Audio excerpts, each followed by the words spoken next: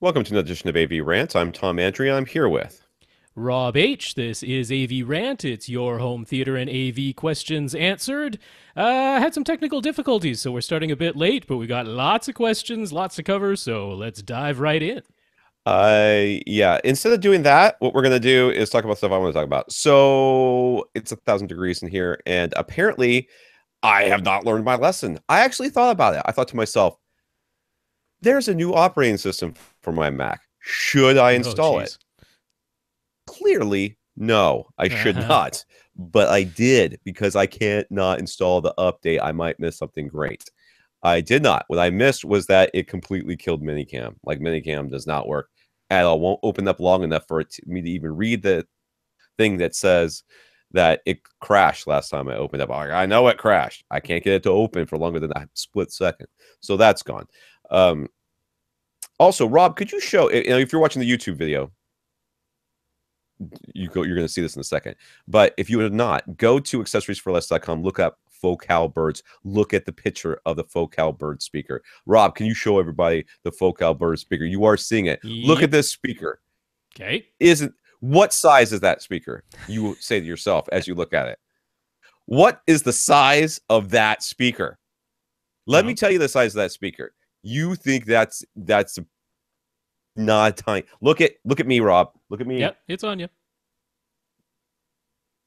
You seeing this now? Are you people seeing the speaker? This is not a little bird speaker. This is a massive, massive speaker. It's massive. Look at this thing. It's huge. Last time I was talking about this with Rob, I said, Rob, I should get the bigger one. He's like, oh, no, that'll be way too big. I'm like, how could it be too big? The little one's probably this big, the size of my fist.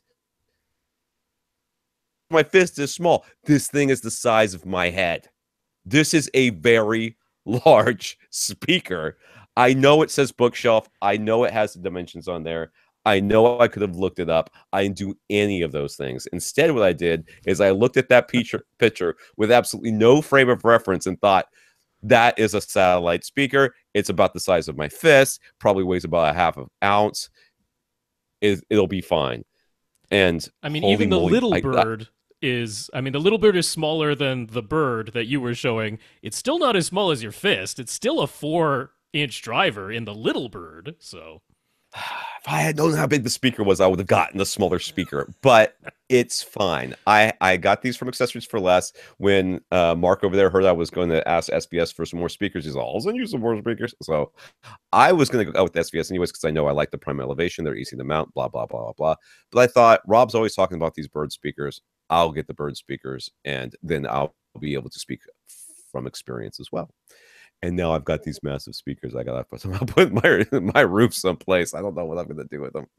So I'm very excited about those. I'll mount those someday. I also wanted to talk quickly about the Teal speakers that are Teal. teal. Yes, we got corrected. And yeah, we should thank who was it who did that?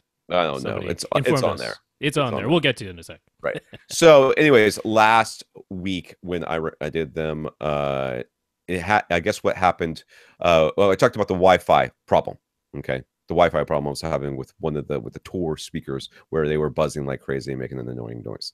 Well, according to their tech guy over there, he says this one caused by surprise, quite frankly. This happened with the latest automatic update to the PlayFi software. We've been working with DTS, and now they have a fix for us. Instructions are at here, and I will put this link up. It's playfi.com/update hyphen 42.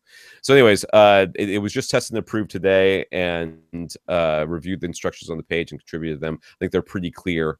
So basically that has been fixed. That has been fixed. That is no more. That's why you saw in that review that that I posted, that in the show notes it said an update to come.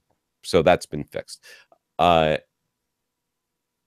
I have been talking this over with friends who have listened to the speaker too.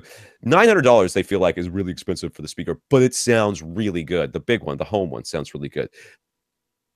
The tour one is, everyone agrees, pretty inferior compared to the home. Mm. But they actually were like, And these are real people. These are not audiophile types. They're like, I don't know. It's a lot of money. That's a lot of money, but it sounds really good. So they were actually thinking about it. So that I think is a little bit of an endorsement for Teal. Anyways, so there's that. All right, we do have to get into this. So this is AV Rant, the podcast that answers your home theater and AV questions. To get your question answered, all you have to do is ask. You ask by emailing us at question@avrant.com. Come to www.avrant.com. Leave us a comment there. Facebook.com/AVRant podcast. YouTube.com/C/AVRant. Is that still right? That's still right. Where you can find our 2-hour videos, which is kind of behind the scene things that we record and Rob puts up there. Of course, if you want to contact us directly, it's Rob at AVRant.com. His Twitter is at FirstReflect. I'm Tom at AVRant.com. My Twitter is at AVRant_Tom.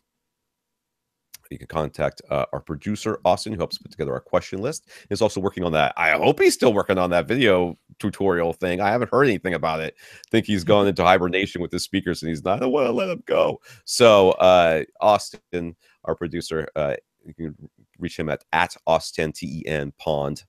Austin Pond. That's his Twitter handle. He has his own podcast, the We Watch Movies podcast about popcorn. Okay.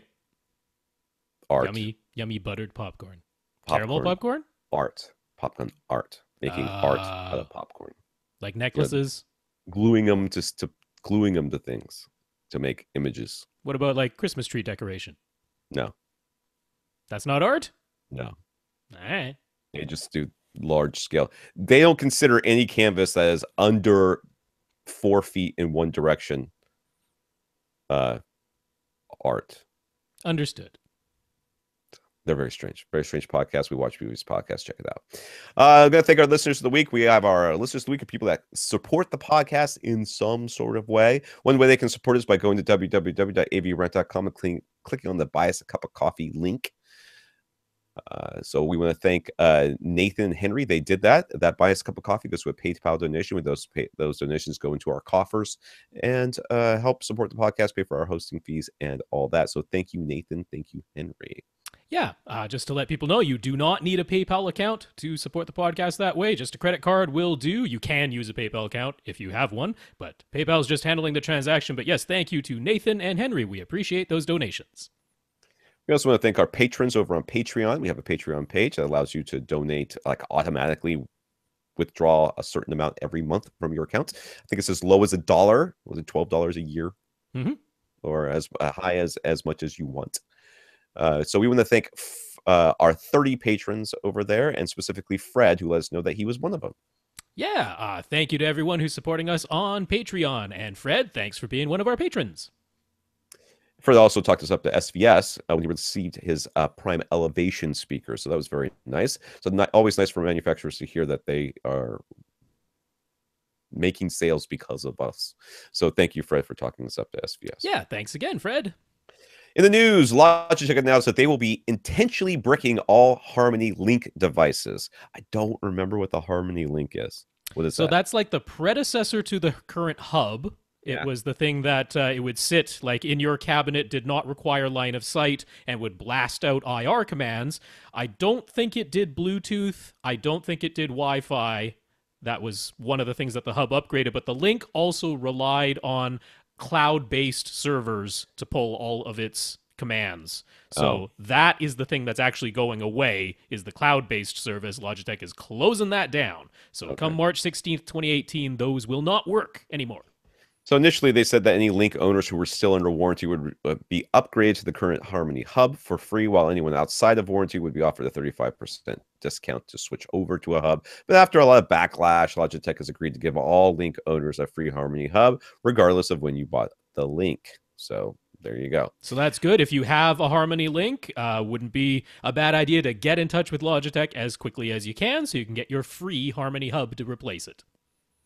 We heard that Disney announced their new streaming service, which they plan to launch in 2019, will be substantially less expensive than Netflix, which is what, like $4.99, I guess, maybe. That sounds substantial, right? It's like $9. How much is Netflix? Is that $9, $10? I don't know how much. $10.99, I think, is the average rate now. So anyways, it's going to be substantially less expensive than Netflix, at least at first. They admit that they will start out with far less content than Netflix, but they already have a new live-action Star Wars show, which, hey, let's all wait, live action? Live action. It's in the works. That sounds terrible. Anyways, as well as several other Disney, Pixar, and Marvel shows in the works. So as their content library grows, the price per month will increase as well. That's never gone over poorly. Well, hey, Netflix has been doing it, so Disney plans to Yeah, do the same. they've raised their price like twice. It's in like 10 years or however long as they've had this thing. It is not that much. We'll see. Disney's not going to be able to stop themselves. Matt also wanted to recommend that Techmoan on YouTube. This is a YouTuber, Techmoan, especially the reviews of old and obscure pieces of tech. And for all cat owners, he says a 3-sided cat scratcher was so popular with his cats that it actually got them to stop scratching with furniture. So maybe it's worth a try. So basically, the terrorists win because your terrorist cats scratching up everything. You're going to buy them special stuff for it. There you go. Give it a try. Herb over at Cross Spectrum Labs wanted to give everyone the heads up. He appreciates that we continue to recommend Cross Spectrum Labs and their individually calibrated UMIC 1 measurement microphones, but unfortunately, they're experiencing a production delay at the moment. So Cross Spectrum is sold out and replenishment of stock is very slow. This is not the first time this has happened. It is totally not this dude's fault. I don't know how it happens, but whoever sells the UMIC, who is it that sells That's Mini the UMIC? DSP who makes the UMIC 1. Yeah. Yeah.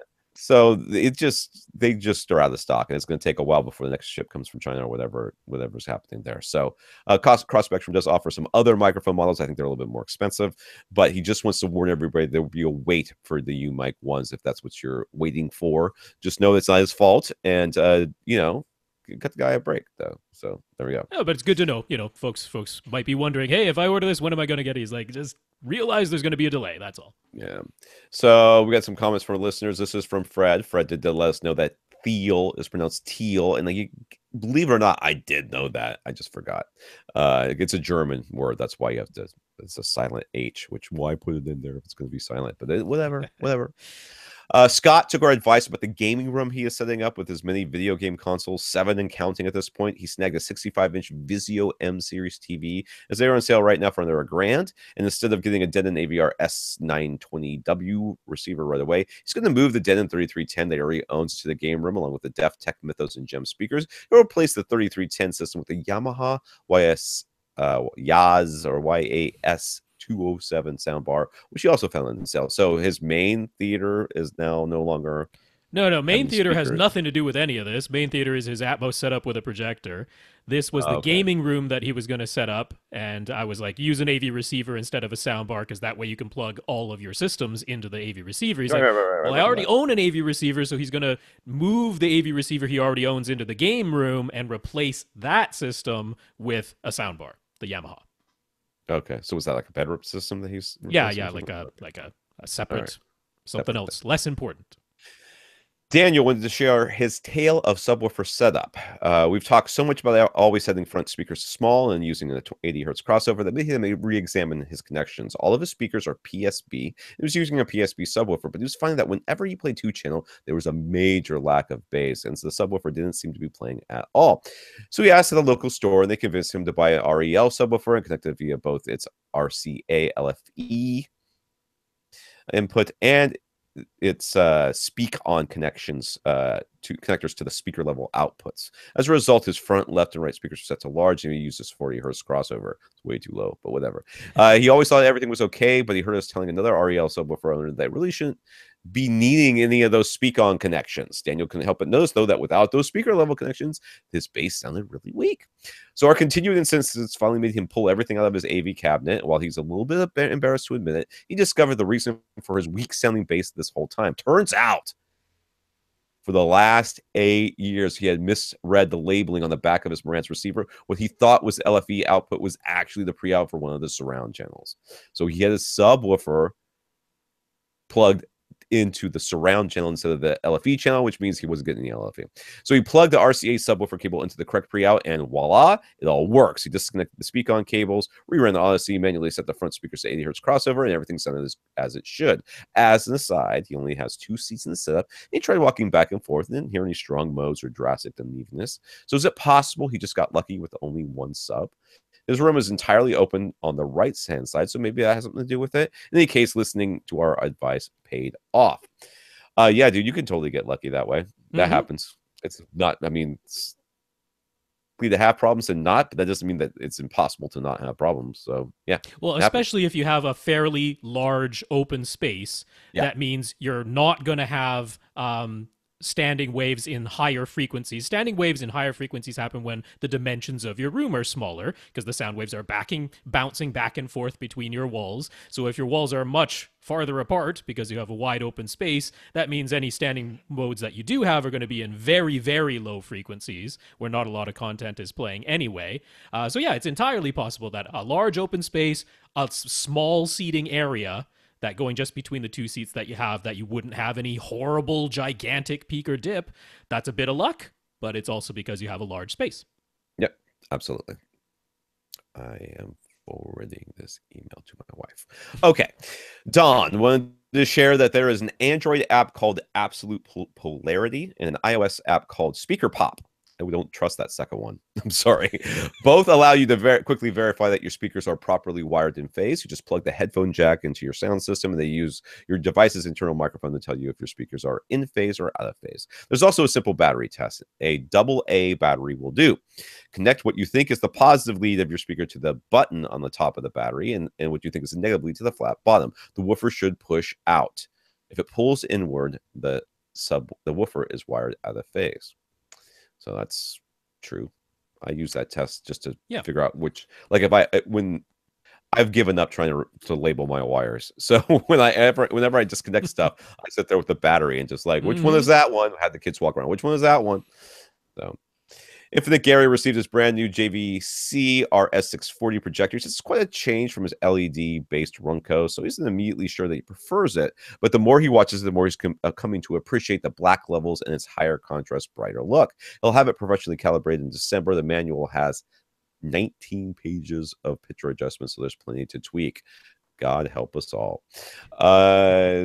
Ryan on Facebook bought a Denon AVR X1300W, which can do 5.1.2 Atmos. Didn't want to install any speakers, but he wanted to give Atmos a try, so he figured he'd prop some old bookshelf speakers he had lying around on some door stops with some double-sided tape to create his own upward-firing Atmos modules. They're stable, and they actually do add a bit of overhead sound. Not amazing, but kind of works, which is a nice way to test it to see if it's worth you digging holes in your ceiling or buying the world's biggest satellite speakers and attaching them to your walls is what I'm doing. And I'm still convinced that when you tell your AV receiver that you have Dolby Atmos upward firing speakers and it therefore applies that Dolby patented target curve of a weird EQ that it does, which is supposed to mimic a head-related transfer function, I still think most of the overhead effect is coming from that as opposed to sound actually bouncing off your ceiling. This would be more evidence that might be true. Tom on Facebook wanted to share the way he installed the Ascend HTM200 SE speakers as his surround and surround back speakers in columns, which is something Bill was asking about last week. So there's some pictures here, and you can see that weird little shelf always reminds me of those shoes you see samurais wearing on the old Kurokawa movies. So he's got a little shelf here he's made, and he kind of screws it in place, and then pulls it, and then puts a picture frame around it. Yeah. So it works pretty nice. Yep, and he has some that are basically look like they're flush mounted once he has the frame around it. Those would be his surrounds in his columns, but for his surround backs, they're actually sticking out of the wall a little bit. They're slightly proud, but it still looks just fine. So that's how he handled that, and maybe that'll help Bill out. Yeah. All right, let's get to the questions. That's a pretty good time, I guess. Marcus noticed a dramatic difference in the sound between True HD and DTS HDMA on Blu-rays versus Dolby Digital Plus on Netflix. When using Netflix, he has to increase the volume by -10 dB to -10 dB to match the same level of output as -17 dB when playing a Blu-ray disc. Even then, there's a huge lack of bass. He says the subwoofer is hardly making any sound, and overall, it's just less immersive. He's done tests with Netflix on PS3, a Chromecast 3rd gen, and his HD PC, both with Netflix app and with the website playing in Microsoft Edge. Wow. On purpose. In every case, he's checked that the Netflix stream is Dolby Digital Plus, and his receiver displays multi-channel in 7.1 on the front panel. Obviously, Dolby Digital Plus is lossy and Blu-ray is lossless, but that alone shouldn't cause the large differences he's hearing, should it? And are there receiver settings he could check? He has a Denon AVR 991. Does he need to upgrade to an NVIDIA Shield? Okay, first of all, I want to address the level output changes. That's not unusual. On Netflix, I watch things at -22. On Hulu, I watch it about -12. On Blu-rays, I watch them at about -5. I like to have it kind of loud there. YouTube is about -30. Generally speaking, that's plenty loud enough, depending on the content. So having those differences are not unusual. Now, as far as one thing that's has got me a little bit concerned here is that he says that the Netflix stream is Dolby Digital Plus, but his receiver is displaying a multi-channel in. Now, if he's not passing it through Bitstream, then whatever the device is doing to it could be attributing to this lack of bass that he's hearing. Yeah, that's what I'm suspecting too. I did double check, and the Denon AVR 991 can accept and decode a Dolby Digital Plus bitstream. So it's not that his receiver is incapable of receiving Dolby Digital Plus, and therefore the source would have to decode it.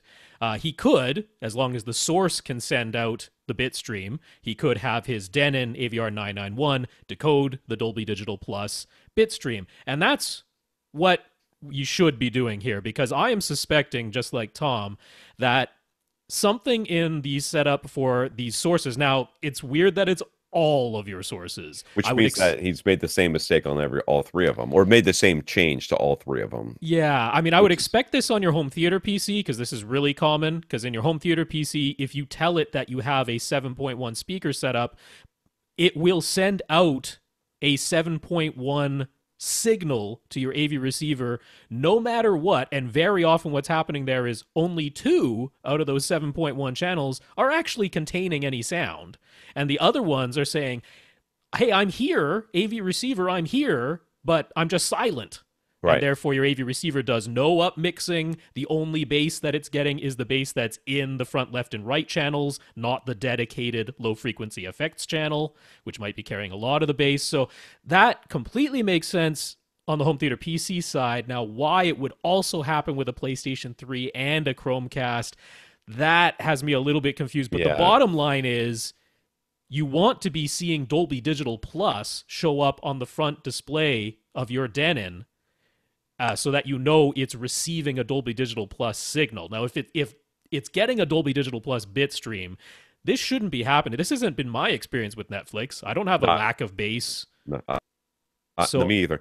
It very likely, if you're getting I guess the thing that comes to mind is if you're sending out a 7.1 from whatever it is, and what you're listening to is really 2.0, then there is literally nothing on the subwoofer channel. Right. And there is no bass management applied at your receiver level, because it says, hey, I've already got all the channels. You've already done the bass management.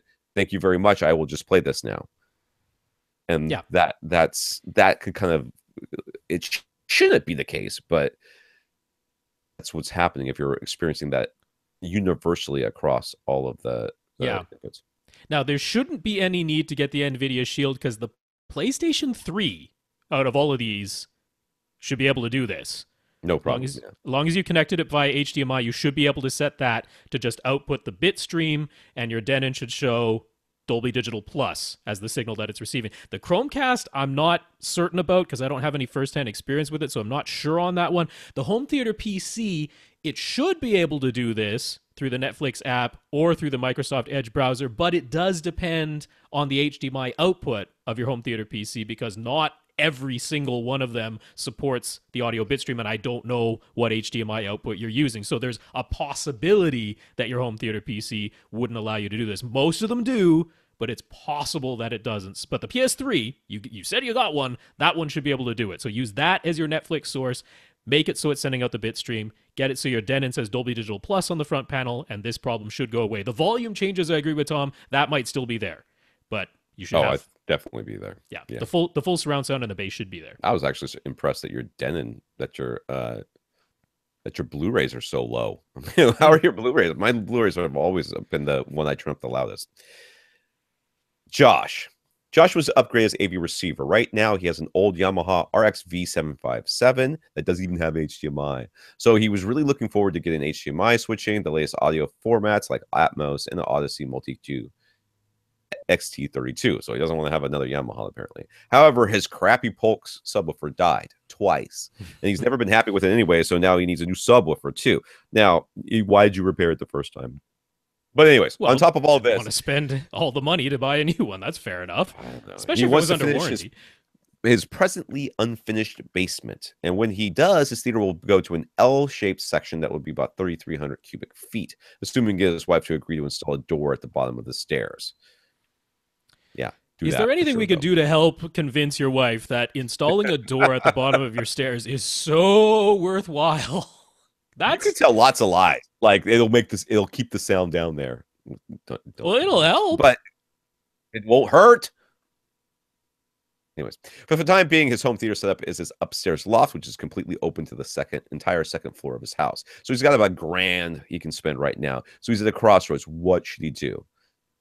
So he wants his future basement to be a full 7.2.4 Atmos setup, but he doesn't have a timetable for when the basement will be complete, which means never. But anyways, his current loft setup is 5.1. So should he buy an AV receiver that can do 7.2.4 in the future, or should he just get a 5.1 or 7.1 model to keep the price low enough right now so he'll also be able to buy a subwoofer? That second one. Do that. Don't buy. Do you think? Absolutely. I absolutely think that. Yeah. With the prices of receivers right now, we're not talking. This dude could not finish this thing for 2 years. Yeah, that's possible. Yeah. I don't think it's just possible. Right now, he says, yeah, I have plans to do this. Guess what? I have plans to do a lot of things too. And it's not going to, rarely happens. It took me like 2 years just to take and redo these room treatments in here. And I still have 2 of them not hung up because I ran out of speaker grill cloth.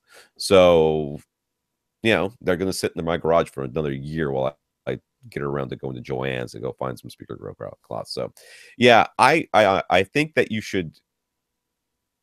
Well, first of all, dude, I mean, if you're anything that's, I mean, I know you want a new receiver and you want this thing, but really the subwoofer is going to make more difference than the receiver ever will. In a setup like what Except you if have, it doesn't right even now, have HDMI at this point, that can be quite a that hassle. can be very much of a hassle. Yes, I will agree with that. So, yeah, I would get the cheapest receiver that can do what you want it to do, and spend the rest of it on subwoofers. And then when it comes time for to do the theater downstairs, you're going to be buying a bunch of other stuff anyway, so you're going to have to buy a receiver at that point too. Yeah. If you had a more concrete timetable on when this basement is actually going to get finished, that might change our answer. In case anyone is thinking that this is like universal advice. No, it isn't. This is a timetable-based decision. I think Tom's argument is well made. Who knows what future features might be added to AV receivers if that basement isn't going to be finished possibly for 2 years or something like that. You're going to want the latest and greatest anyway. So the real question is, do you spend $500 right now to get a Denon AVR X3300W, which would give you the Multi-EQ XT32 that you're looking for, and it could do 5.2.2 Atmos to tide you over until you could expand to 5.2.4 or 7.2.4, so it's no slouch, but it's $500, meaning you spent half of your $1,000 budget, leaving you only $500 to get a new subwoofer, or do you go down to, say, an X2300W, which is only $350, still has 8 HDMI inputs, still can do 5.2.2, but it's Odyssey Multi-EQ XT. It's not XT32. So ultimately, this is going to depend on how much you want to spend on your subwoofer or subwoofers, because we can make a pretty good argument for getting an X2300W or an X1300W for that matter. We can make a pretty good argument for that if that allows you to get the subwoofer that you really need. So if you really want XT32, you'll have to go to the 3300W. That's still only half your budget. It's doable, but one or the other, I think, is going to be what happens here for the receiver. So he knows he isn't going to pressurize his entire loft space, and his wife doesn't want crazy loud bass upstairs anyways. But similar to his AV receiver choice, should he spend less on the subwoofer right now, or should he aim to get something that will work optimally for his future basement setup? This is the one where I think you should actually get what you're going to need later on. Your Yeah. subwoofer is never, I mean, subwoofers, as long as they work, they never stop being subwoofers. It's not like somebody comes out with a new subwoofer technology or like, I have to replace all my subs with these new subs because they have this amazing new technology. No one comes out with stuff like that. You have a subwoofer that works for your space and is linear. You're done. You're done. Plus, you're in a large space right now, so you wouldn't be overbuying for your current situation. You'd actually be getting a subwoofer that is well suited to both situations. So it's fairly easy to make that argument for the subwoofer, which, by the way, is probably going to mean spending less on your AV receiver. So maybe consider the X1300 or X2300. That'll allow you to get the little bit larger subwoofer that we're going to agree that you need here. So he could get an SVS PB1000 right now. So would dual PB1000s be sufficient for his future 3,300 cubic foot basement space? With about an SB12 NSD, since he came across a listing for a used one on Craigslist. 3,300 cubic feet is a little big for the 1,000, even though the PB is got quite a bit of output. It's the smallest PB. Yeah, I am also concerned about that SB12 NSD. Yeah, it's a very capable sealed box. Yes, but you would need I think you would need the ported version for your current space. Yeah, like a PB 2000 or a PC cylinder 2000. Those I'd be very, very comfortable recommending for both for your current loft and for your future basement theater. I'd get one of the ported 2000 series. Now, granted, there are other subwoofers that can output even more bass for similar money, right? Yeah. If you go over to HSU, you might look at their VTF3 Mark 5 HP, or you might look at their sealed ULS 15 Mark II. So if sealed boxed shape is something that you really, really want, then HSU's ULS 15 Mark II might be a really nice choice for a similar price to a PB 2000. The reason why I like SVS in this situation is because you're going to end up putting them upstairs in this loft, right? And it's a huge open space, and there's going to be this. I mean, the receiver is going to try to make you play it loud, and that bass is going to get lost in there, which means you're going to end up turning it up maybe more than you should. So at that point, the subwoofer needs to be very well protected. So that's why I like SVS in this case. I think the PC 2000 would be. I mean, I know it would be my choice. I love the cylinders. But especially when you consider footprint, I'm all about that PC. Yep, it's the smaller footprint, and I just like the fact that if you do, let's say you just put it near your seats, like that happens to be the most convenient place to put your sub at some point. It's like this soft round thing, so you can brush against it and nobody's gonna like jam themselves into a sharp corner. Dude, how many times I cut my leg on that stupid Axiom EP500 subwoofer. So much blood lost to that thing. If it was a witch, it would have finished casting its spell a bajillion years ago. It was the worst. I love that sub, don't get me wrong, but geez, it had sharp edges. So yeah. So his current speakers are all Klipsch reference series. Wow. So you can actually fill that space you got. Yeah. He knows they're efficient and probably don't need very much amplifier power, but he can't help but wonder if a higher end receiver will make them sound better than an entry level receiver. Can we help him understand what he actually needs when it comes to an AV receiver's amplifier section? You don't need anything. Any receiver will power those speakers. Any receiver will be just fine, especially when you get downstairs. What will make the difference is the room correction. That's what will make the difference. So by buying a higher end receiver, you get the better room correction. I don't care if you're getting it from Odyssey or you're getting it from YPow or you're getting it from Drac. I don't really care. As long as you're getting the good one, you're going to be in good shape, and that's what's going to make all the difference. These speakers, you're going to be sitting close enough to them anyways, but they're going to be able to get just as loud as you need them to get without distorting more than likely. I mean, these are Klipsch. So I don't think that the amplifier is making the difference there. It's the room correction. Yeah, to help you understand what you actually need, the speakers you have are about 96 decibels efficient. So now he's in a big space, so maybe you're 4 meters away from them right now. Could That's be pretty far, yeah, right, about 13 to 14 feet away. But let's say you're about 14 feet away. At that point, just from distance, you've lost roughly around 10 decibels of output. So now you're down to 86 decibels with 1 watt, which is full reference volume and then some for average, right? For continuous reference volume output, you need less than a watt per speaker. Now, you do need 100 watts, or actually slightly less, but around 100 watts for a momentary peak all the way up to 105 decibels.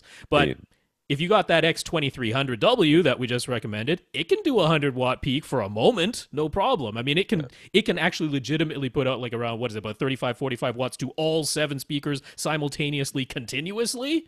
Yeah. Right? So if you were doing that, you'd be hitting right around 100 decibels continuously from all 7 speakers continuously. That would be loud. That would be loud and probably damaging to your hearing. So don't do that. But so what do you need in terms of amplifier power? Not too much. Not a lot. I mean, I don't consider the X1300 or the X2300 entry level, right? They're not entry level, but they're by no means the most expensive either. If you get a nice middle of the pack AV receiver like that with Klipsch reference series speakers, no problems. Yeah. Michael, this comes from Sydney, Australia. So that's not how they talk in Australia. That's how I talk about talking about Australia. Anyways, Michael is using a standard Xbox One as his Blu-ray player, but they can't play UHD, so it's time to upgrade. He was thinking he'd get an Xbox One X, but he wonders if there's any disadvantages to using it as an Ultra HD player versus Nopo. His other gear is Marantz, 6011, 5.1.4 speakers, and an LG UB980T 65-inch display, which is 4K, but no HDR. So should he forego the Xbox One and go for the Oppo player instead? I want to be honest with you. I still use my Xbox One as my main player, even though I hate it so much. And it's because what I really want is I want something else to do all the apps. And my PS3, as much as I love my PS3 occasionally, because it's Bluetooth, loses pairing with my remote. And that's like 20 minutes of me having to deal with that nonsense. It's really not that long, but it's just too long for me to have to worry about it. So I'm looking over it right now. For those of you on YouTube saying, what is Tom looking at? No, there's nobody over there. That's the Xbox One. The sound thing bothers me so much as far as, I mean, Ultra HDs, Blu-rays, and the Blu-rays in general are fine. But it's all the streaming services which are completely jacked up by the streaming thing. I know it says now you can send it out Dolby Atmos. You can send Dolby Atmos, but it still doesn't have the back speakers playing ever. Like, I've never heard my back speakers playing in here with Dolby Surround, whatever it is. It just, the Atmos just doesn't seem. I don't know what it's doing. I don't trust it. So I don't necessarily think you have to go all the way to the Oppo, but I would consider not getting the Xbox One X. Sorry. Yeah, there's a couple of things here at play. So first of all, you do have this whole, you're going to need to be converting the HDR signal down to SDR. And we've been talking about that a little bit lately. Now, actually, this is going to come up again later, but Josh Zeiber over at High Def Digest, he did some testing on down converting HDR to SDR. And he's basically like, so pretty much every Ultra HD Blu-ray player does it a little bit differently. And as I've been saying, most of them make it look too dark, or some of them actually introduce color banding or worse looking things. And then he was like, so same conclusion I've come to. The Sony is the least expensive option, their 800 Ultra HD Blu-ray player that at least lets you manually change the settings for HDR down to SDR, meaning if it looks too dark, you can make it look a bit brighter. That's mainly what it is. And the Oppo lets you do that too, but the Sony's less expensive. Now, you don't have to worry about Dolby Vision because your television doesn't support any kind of HDR. So a good option for you would be that Sony Ultra HD Blu-ray player. If picture quality of Ultra HD Blu-rays is your utmost concern, that would be a less expensive way to get an Ultra HD Blu-ray player that can do that conversion quite nicely. Now, John Archer has been writing about the Xbox One X because, of course, he got one. He's been reviewing it and reviewing it as an Ultra HD Blu-ray player, and he's like, yeah, it's got some problems. First of all, right now, it seems to be having... So when you're looking at video sets black at 16 and white at 235, or in a 10-bit signal, that'd be 64 and 980 or whatever it is, multiplied by 4. So that's where it sets black and white.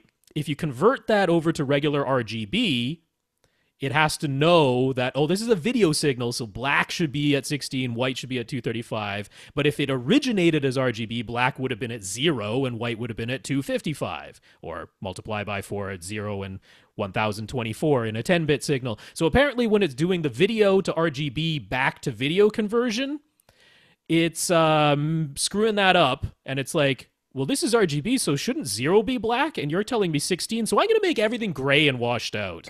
That's what's coming out of the Xbox One X right now. So to their credit, Microsoft has said, okay, we're aware of that problem. There's actually like already a beta firmware that fixes this. It should be pushed out within the next week. That should take care of that. But that's not the end of the story, because there's also Atmos problems with the Xbox One X. Now, it's only occurring right now with the LG OLEDs, which can internally decode Atmos themselves, and he found the same problem with Samsung's Atmos soundbar, which has been out for a while and has been working absolutely fine with every other player that plays Atmos. So this does seem to be an Xbox problem and not just an LG television problem. But that has the fun thing: if you start playing an Ultra HD Blu-ray, the Atmos audio plays just fine. You know, you set it, you say, let my receiver do the Atmos decoding, the Atmos play, but the video decides to just freeze and never come back until you reset the entire box.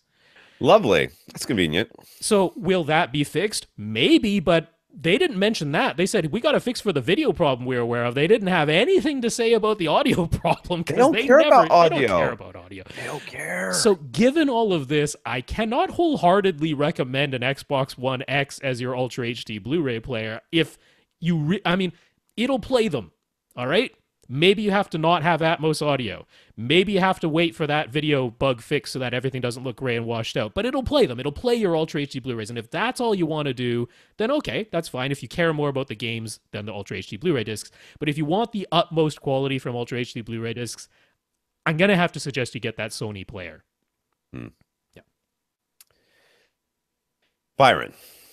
Byron has a crazy idea. He knows that dual projectors are sometimes used in commercial theaters to achieve higher brightness levels, and he wonders if the same thing could be done at home for the same purpose. Would it be possible to feed the same content to two home theater projectors and align them on the same screen to achieve brighter HDR and still have the system for a reasonable usability? It's no more crazy than daisy chain receivers for more Atmos channels, is it?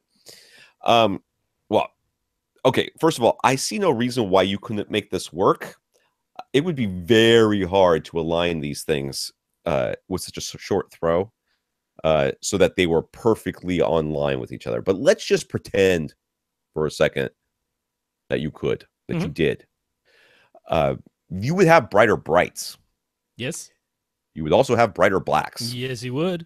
which is, I think, not what you want. I think that would sort of defeat the purpose to a certain extent. So I think it is a little bit more crazy than daisy chain receivers for more Atmos channels, but I see where you're going with this. Right. I don't think it's necessarily a good idea.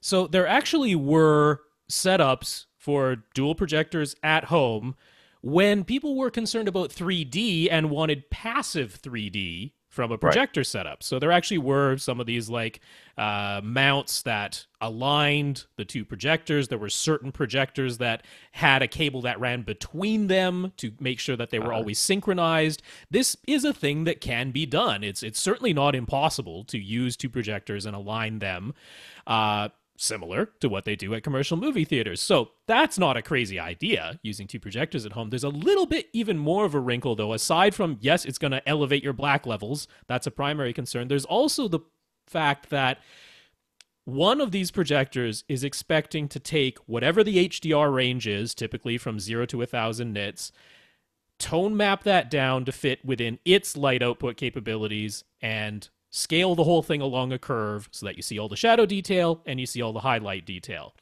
Well, both of them are doing that the same way at the same time, which means that everything got doubly bright, which isn't actually what you want. You don't want your shadows to get doubly bright. You only want the highlights to get doubly bright. Now, could you manually calibrate one projector and then the other projector with a completely different gamma curve? I mean, I think it might be doable, but I think it's actually a lot more complicated than you might expect. Because if you just put the two of them on top of each other, everything just got doubly bright, which means that you didn't really increase your dynamic range at all. You just moved everything brighter. Right. Everything brighter. And what you're hoping to do is keep the blacks just as black as one projector, but the highlights doubly bright. That's your goal, so that you've then expanded the dynamic range beyond what just one of those projectors could have done on your own. So I'm not going to say this is impossible. I'm just going to say it's probably more complicated than you even thought. It's still not really something you want to do. Sam has a Roku Premiere, a Marantz SR7010, and an LG OLED TV. I like saying OLED. I don't like saying OLED. I don't know why. Fair it enough. just hasn't stuck with me. If he plugs a Roku Premiere directly into his LG, he gets 4K and HDR. But if he plugs the Roku Premiere into his Marantz, he doesn't pass through the HDR signal for some reason. So Sam just wants to make sure he's getting the best picture and best sound. So if he plugs the Roku Premiere directly into his LG, can he still get Atmos audio? Or does he need to split the HDMI signal from his Roku Premiere? What's the solution? I don't know. What's the solution, Rob? So a little bit depends here. So first of all, do you really have a Roku Premiere, or do you have a Roku Premiere Plus? Right. Because the Premiere doesn't support HDR. The Premiere Plus does. So I'm going to have to assume that you have a Premiere Plus. I'm going to take you at your word that when you plug this thing directly into your LG OLED, that you get HDR. Because, I mean, the LG OLEDs put a symbol up in the right-hand corner that says HDR, so you can't really mistake it. So I'm going to assume that that's true, and therefore you have a Roku Premiere Plus, not a Roku Premiere. Okay, so that's fine. Now, why would it work when you plug it directly into the LG OLED and not when you plug it into the Marantz and then have the Marantz plugged into the LG OLED? Well, the LG OLEDs do have a setting in them where you must turn on, it's called HDMI Ultra HD Deep Color, and that is an input by input setting that you must manually turn on. Now, when you plug it straight into the plug, sometimes it detects it, and it automatically turns that setting on, which then allows HDR to work. But I'm assuming you plugged it into an HDMI input other than the one that your Marantz receiver is plugged into. So the LG is first looking at the Marantz. It says, well, the Marantz isn't sending me HDR, so I'm not going to automatically turn on Ultra HD Deep Color. You plug the Roku Premiere Plus into the Marantz, and it doesn't get all the way through to the LG to automatically turn it on, but you can manually turn it on. So make sure that whatever HDMI input on your LG OLED that your Marantz is plugged into, go into the LG's picture settings and make sure that Ultra HD Deep Color for that HDMI input has been turned on. It should work then. It should. But let's say that doesn't work either. Could you plug the Roku Premiere Plus directly into your LG OLED TV and then have the LG OLED TV send Atmos audio back through the HDMI audio return channel to your Marantz receiver? The answer is yes, if it's a 2017 LG OLED. No, if it's in 2016 LG OLED. And I don't know what year of OLED he has. Now, hold on a second. My computer is making noise. Yes. I apologize. But yeah, so a few things that are a little bit unknown here, Sam, but the main thing is that Ultra HD Deep Color being turned on for the HDMI input that your Marantz is plugged into. I suspect that's actually the source of your problem. Once that is corrected and that is turned on, the Marantz should have no problem passing HDR through. The other thing is make sure it is a Premiere Plus, because if it's a Premiere, there's your problem, is the source isn't actually HDR to begin with. Well, he was saying he was getting it, so it probably is. That's right, yeah, so I'll take you at your word, yeah. Tom. Not me, different dude. Tom is in the planning stages for his new home that is going to be built next year. He is going to have a dedicated home theater. He wants to include 2 rows of 4 seats each, plus a counter at the back with bar stools. He'll have a separate equipment room, and at the moment, the planned size of the room is about 15 by 30 by 11. That's some nice big dimensions. All right. Those are big dimensions. That's right. And I see his little bar. I like this idea. I like the whole thing. Mm-hmm. He has some flexibility when it comes to the exact finished dimensions of the room. So what should they be? Do we want him to have 15 by 30, which is a multiple of itself?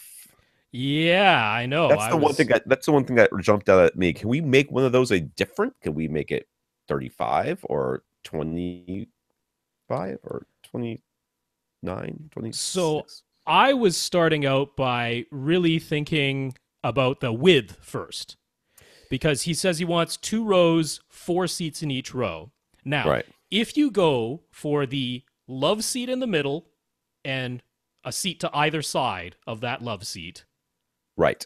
If that's the configuration of seats you go for, 16 feet wide for the room works really nicely, because that tends to leave you at least a 2.5, usually a 3-foot walkway on either side of those 4 seats. And then you have love seat, seat, which is a pretty nice seating configuration. If you want an armrest in between every single seat, all 4 of those seats, I would look at trying to get the width to 17 feet. Yeah, that would be a kind of nice thing to do. Now, we mentioned this. This is actually quite similar to Bill's setup. Yeah. Not that far off. If you stick to prime numbers, that is optimal for audio, because prime numbers means that dimension is only divisible by itself and 1. Right? Which means you're not going to have any overlapping room modes at all if you stick to prime numbers. You're already stuck to a prime number for your height. I was going to say, he's got 11 for his height. So what if we went to 17 and 31? Exactly. Can we do that? If that's doable, because I mean, when we're talking square footage on a whole house you're constructing, that's not insignificant. But if you can some way find yourself to 11 feet high, 17 feet wide, and 31 feet long, that is optimal in every way you can possibly imagine. Yeah. So I'll throw it out there. If that's doable, that's our recommendation. So he's planning on using a Sony VW285ES 4K resolution projector. What would we recommend as his screen size? Well, it really depends on how far away you're going to sit from these things. I mean, that determines that. But if you have a 7 wall in front of you, well, I mean, first of all, how big of a screen can this thing reasonably put out? I mean, this is an HDR capable projector, and if you want the HDR to look about as good as it can while getting up the fairly large screen size that you can, if you want that nice butter zone between big screen size and the HDR still looking really good, I would recommend a screen that is 10 feet wide, which is 137 inches diagonal. But if you go with Seymour AV, Seymour always goes by widths, and they go by integer number of widths. So 10 feet wide is about 135, 137 inch diagonal screen. That'll look really, really nice with that projector for HDR. And it's a perfectly reasonable screen size for this room, because I'm assuming your front row is your primary row for movies. Right. So if you put that 12 feet away from a 10-foot wide screen, that's your full 45-degree field of view for that. Then I love the idea of when you want the smaller field of view for HD TV or video games or something like that, you move yourself to your second row, because you're going to have one, and most of the time you're going to be the person in this theater, not a ton of people. So you go sit in the second row when you want the smaller field of view, and voila, you've got like a 30 or 32-degree field of view, perfect for HD TV. And then, yes, the people at the bar stools in the back are getting a smaller image size than would be optimal, but the alcoholics don't care. Exactly. That's not you, so I think that's fine. Now, if you're okay with HDR not really looking like HDR, then you could go to 150-inch screen size. It has the brightness to do that in standard dynamic range. I wouldn't recommend that. I mean, you're going to spend all the money on this screen, on this projector. You might as well get what it's good at. I mean, you're spending the extra money. You can get a light cannon that does 1080p, and you won't, or even Wobble K. You will, and then I think that you should just, the 135 sounds about right to me. Yeah, 10 feet actually wide. Goes right into this next question as well. Yeah, and actually, I just wanted to mention, because we're going to roll right into it anyway. So let's say you have a 2-foot false wall. So we're going with a 31-foot length in here. That's what we're going to assume. 31 instead of 30. So 2 feet for a false wall, plus 12 feet from the screen to your first row of seats. So we're at 14 now. plus 6 feet to the second row. So now we're at 20 feet, right? Yeah. Mm-hmm. That leaves you 11 feet behind that second row for your bar and bar stools. That sounds pretty nice to me. Works. I mean, for your bar and bar stools, you want a minimum of 8 feet, a minimum of 8 feet. Yeah. You'd have 11 or 10 if you stick with the 30 feet long. So that all works out swimmingly, in my opinion.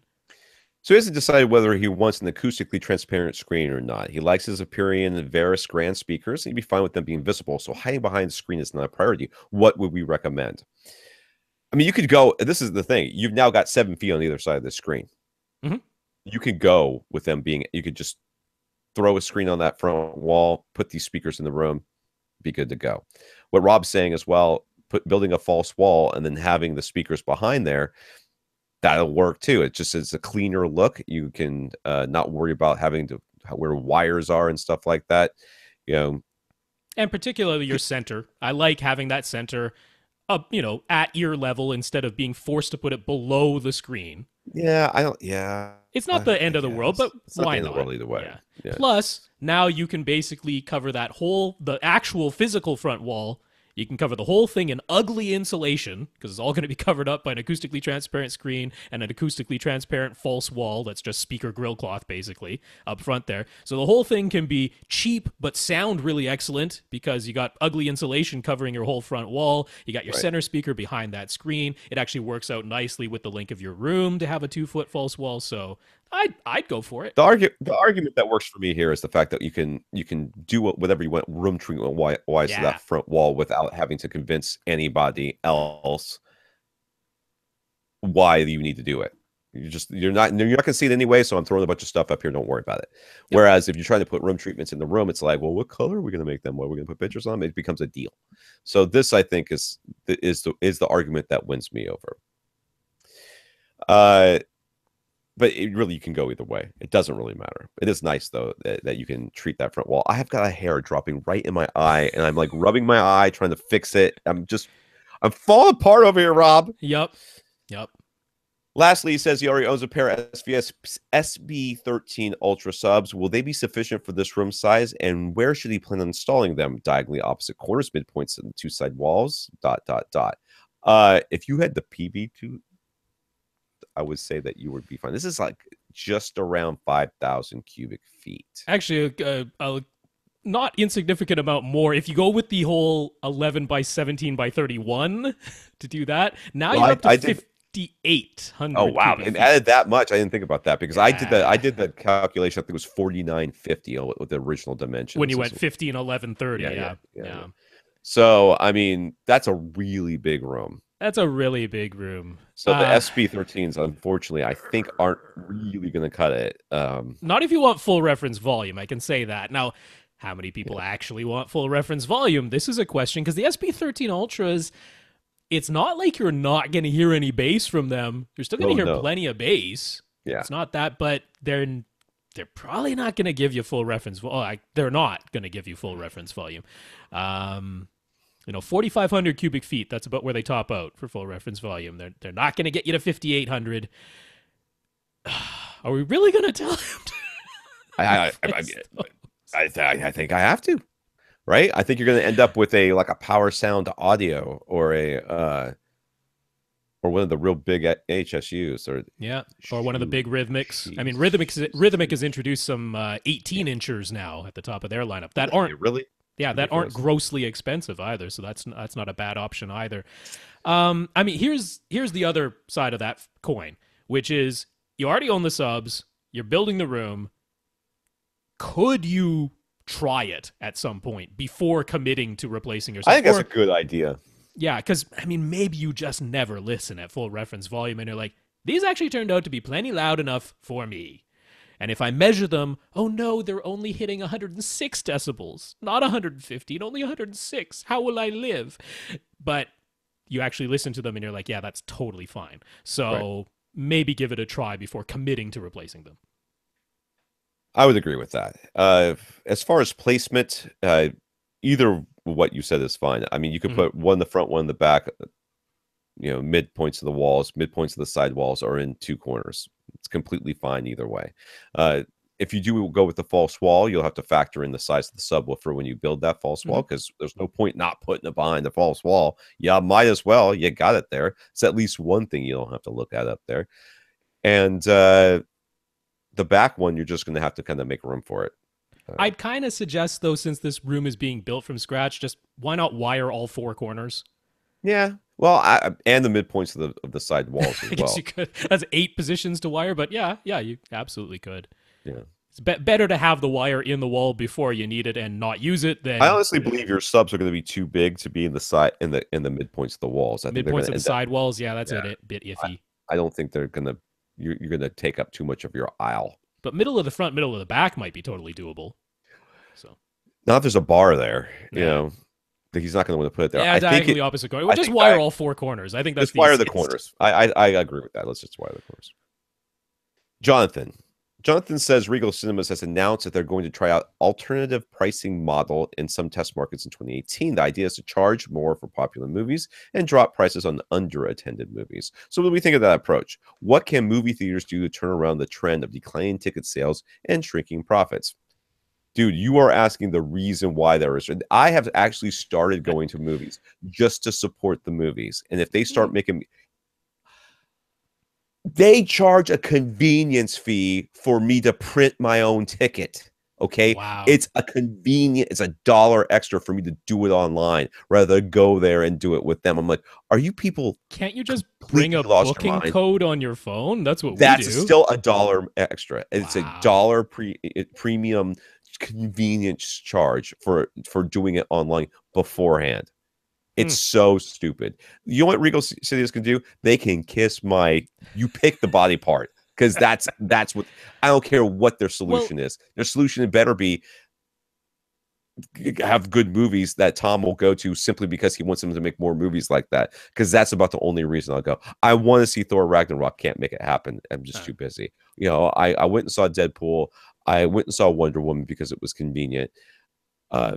I wanted to see Logan, couldn't make that happen. You know, I wanted to see Spider-Man Homecoming, couldn't make that happen.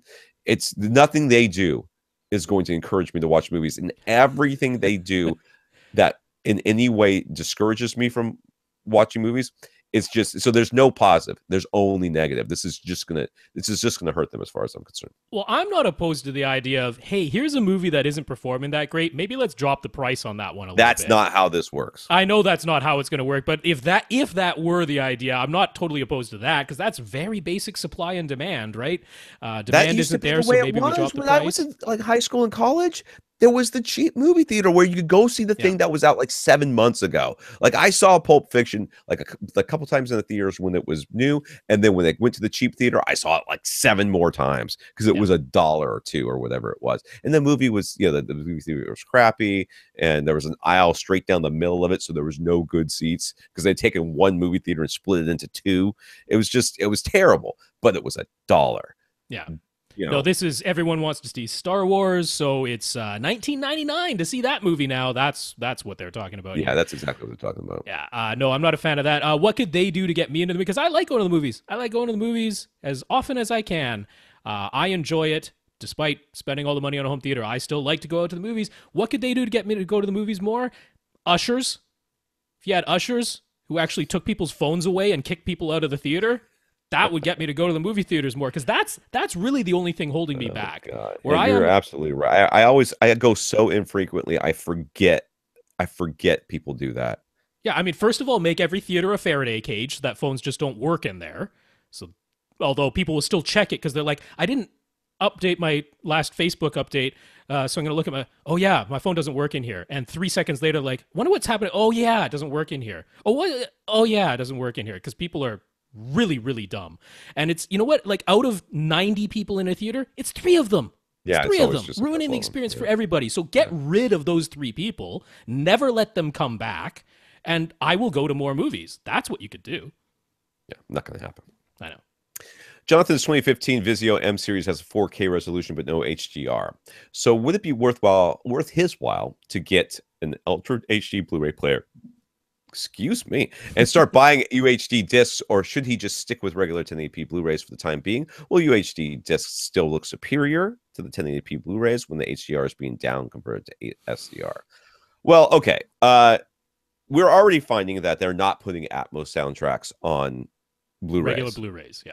They're limiting them to Ultra HD Blu-rays, which is making me want to get an Ultra HD I mean, Blu-ray not player. always, but we're seeing it quite frequently.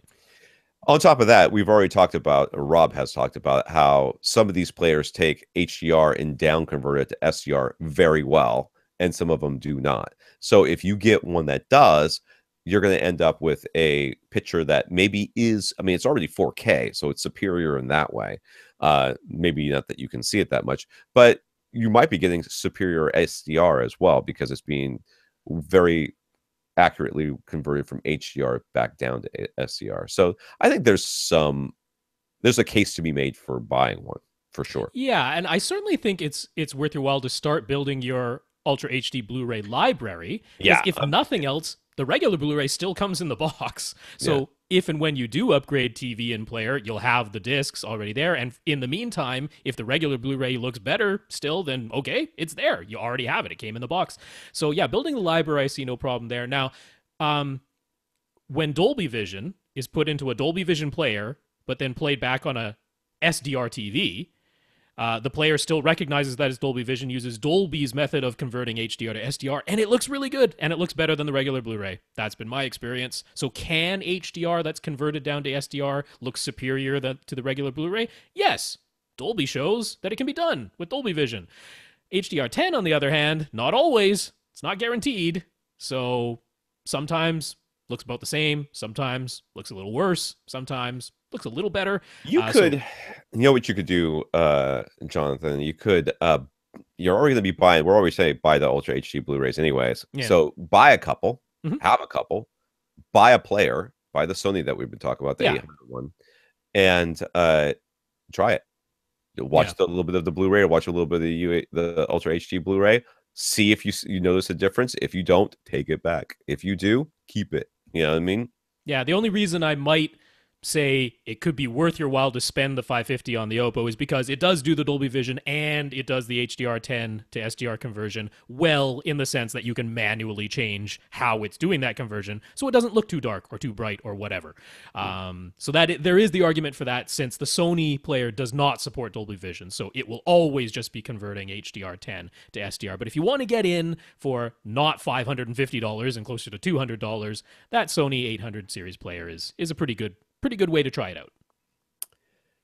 Jeff wants a 7.1.4 Atmos setup. No, Jeff, you do not. Jeff, you want a 7.2.4 Atmos setup. All right, good. We're on the same page. He knows that the new Marantz SR6012 includes HEOS, while the 6011 does not. But if he doesn't care about HEOS, is there any reason to pay more for the 6012? No, I don't think so. I don't think there was any. I don't remember there being anything else. Was there something else? It was like eARC, Enhanced Audio Return Channel, which I'm still struggling to come up with a scenario where that's actually going to be useful. Okay, doesn't sound like something he cares about. So no, basically, is the answer to the question. And Jeff, to let you know, we discussed your other subwoofer and in-ceiling speaker questions with Brent Buttersworth on our interview with him. So that'll be coming out next week, I believe, maybe Tuesday. Oh, hopefully tomorrow, right? Hopefully. Oh yeah, hopefully I'll do it tonight. Hopefully we're gonna get that. I'm gonna bang out the audio and get it sent over to Tom right away. So okay, that's you already have the audio, don't you? But we don't have the intro and outro. So that part. Yeah, I forgot about that. Right. Anyways, so you can check that one out. But just to make it really clear, not really much reason to not get the 6011. There's exceedingly little difference between those two. Yeah.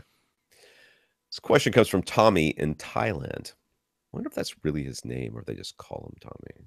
Or maybe he just calls himself Tommy. He might have heard us pronouncing people's names and been like, I'm going to simplify this situation.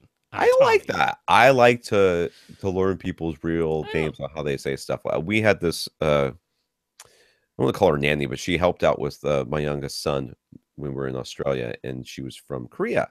And, when she got off the boat or whatever, when she came here to live with the family and to help to do some work with them, that's kind of how she got to the country. She told them her name. They're like, we can't say that. We're going to call you Grace.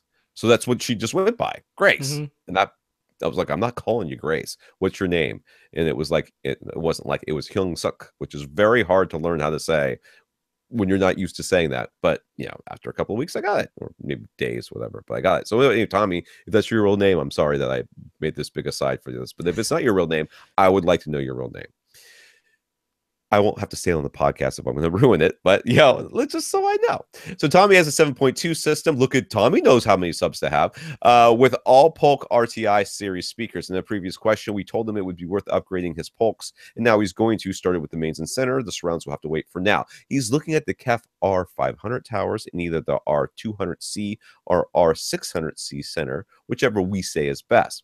He's auditioned the towers in the store and they sounded great, but since he hasn't heard them in his room, he's concerned they might not sound better enough than his Polks to be worth the cost.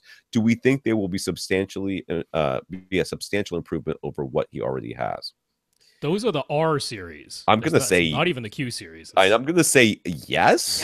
Yeah. I'm going to say, oh hell yes. I think is really my response. I would be shocked if you came back and said these are not as good as I was expecting them to be. I'm disappointed. I would be like, no, you need to spend some more time listening to them.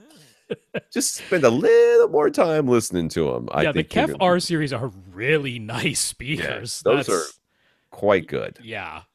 I can't imagine you comparing them to your Polk RTIs and not considering them a worthwhile upgrade. They've actually got like the highest end of their little the tweeter coaxial driver thing, and they've got the best one that they make. I don't even think that, I know the Q series doesn't have it. They have that's right, not as good one, and I thought they sounded pretty good.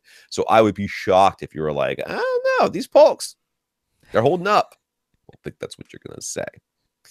Now, should he go for the smaller R200 to match the R500 towers or the larger R600? To me, it's a pretty simple answer. Oh, I mean, I'd go with the 600.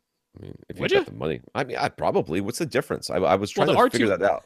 The R200 has the exact same driver complement as the R500 towers, and the 600's just got different drivers. Has larger woofers. That's the 600 has larger woofers. The R200 has the same woofers as the R500 towers.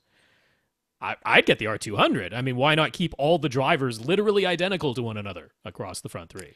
I don't think that's going to make any. I don't think that's going to make any difference in how they sound, how timbre matched they are. That's probably true, but I mean, why spend more for the R600? I don't. Well, it would depend on his room. His room is. True. We're going to find out here is not that big. So yeah, in which case the 200 will be fine. If you're one of these people who are like, oh well, I'm really worried about intelligibility and blah blah blah blah blah. First of all, you're not going to have a problem. Nope. Either way, but you certainly won't have a problem if you have the 600. So there you go. I say 200, Tommy. That's fine. Don't call me Tommy. He's open to other speaker recommendations, but the choices in Thailand are somewhat limited. So his room is 14 by 15 by 8. So yeah, that's a small room. So the 200 will be fine. And you've chosen some really good speakers. So, I mean, I don't think you've chosen poor speakers. If you have other options available to you and you would like us to comment on them, I'm willing to do that, but I am not willing to say, oh, you should ship these other speakers in from some other country. Right, yeah. No, I have no reason to steer you away from the KEF R series. That is an excellent choice. You already heard them, thought they sounded great, enough that you're like, I think I want to replace my Polks with these, but I want to be really, really sure and have some more confidence from people saying, yeah, that's big thumbs up. Big thumbs up, Tommy. Big thumbs up. Don't call me Tommy. All right, Nick. Nick knows that Josh Ritchie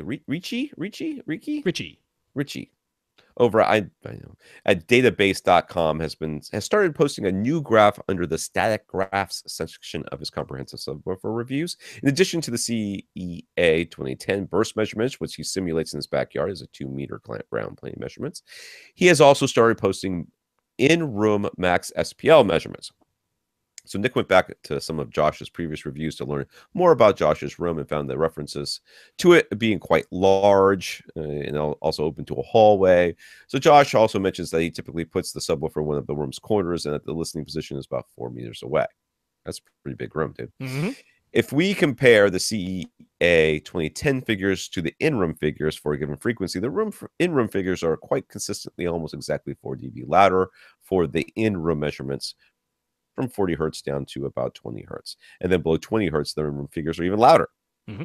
So Nick has noticed quite a few people who are concerned about whether a given subwoofer will be able to hit full reference volume in the room. And he's seen lots of different calculations for taking semi-anechoic figures and adding however many decibels in order to make them an educated guess as to how loud the subwoofer will actually be in the room. But Josh measurements indicate that these calculations are not exact, and that they really end up just being a guess as opposed to anything concrete or reliable. So what's our take? Is it more helpful to look at Josh's in-room measurements, understand the sort of room he's in, and consider how close to your room his is? Or is it still better to rely on that CEA 2010 semi-anechoic measurements and just basically take an educated guess based on calculations as to how loud the subwoofer will actually be able to play in your room? Well, the thing is that generally speaking, I know this sounds almost crazy. You kind of look at a subwoofer and know whether or not it's going to be appropriate for your room. I know that sounds stupid, but it's really mostly true, right? You look at the sub, you're like, nah, they ain't gonna do it. You can, but then occasionally you'll be like, oh well, no, it's a gel audio and it's got 7,000 watts of amplifier power and 3 drivers going and blah blah blah blah blah. Which one do I think is more useful? I think they both have their uses. Mm-hmm. Okay, I think they both do.